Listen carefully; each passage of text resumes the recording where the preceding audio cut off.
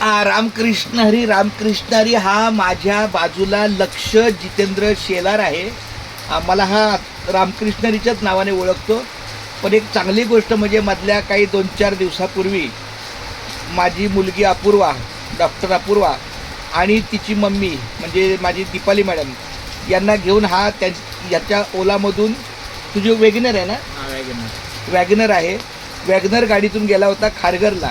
अशा प्रकारे याचा प्रवास चांगला झाला आणि मी आता ह्याला असं सूचित करतो किंवा अपेक्षित ठेवतो की आपल्याला लवकरच काही दिवसामध्ये पनवेल ते माळशिरस 264 किलोमीटरचा प्रवास आहे.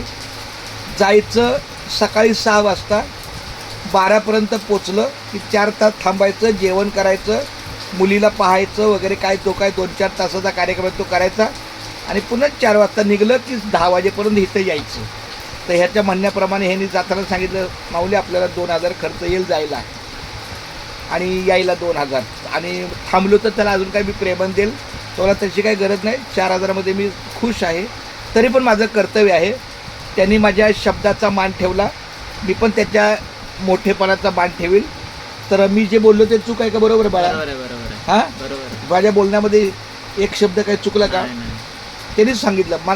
खरं मी त्याला कराडला जायचं होतं, आम्ही बोललो तोंडात आला माझ्या, कारण माझं गाव कराड असल्यामुळे मी सतत कराड बोललो. 250 किलोमीटर आहे, पण ते 250 न धरता 264 किलोमीटर भरतं आहे आणि माळशिरसलाच जायचं आहे. माळशिरसच्याही कुठं मागे पुढे नाही. माळशिरसपासून काही अर्ध्या किलोमीटरवर गाव असेल, ठीक आहे, पण 264. तर तो आता तू तुझ्या तोंडाने सांग, जाताना किती रुपये घेणार? जाताना 2000 आणि येताना 2000. त्याच्या व्यतिरिक्त मी प्रेमाने दिलं तर? प्रेमाने दिले तर घे ना, पण तुझ्या व्यवहारात ते नाही बस. मग 4000मध्ये तू सोडणार आम्हाला? ठीक आहे, चालतं. आणि पेट्रोल सॉरी काय टोल वगैरे त्याच्यातच येतो. चालतं. चल ठीक आहे, काय हरकत नाही, चांगली गोष्ट. हां, चालतंय. रामकृष्ण हरी. रामकृष्ण.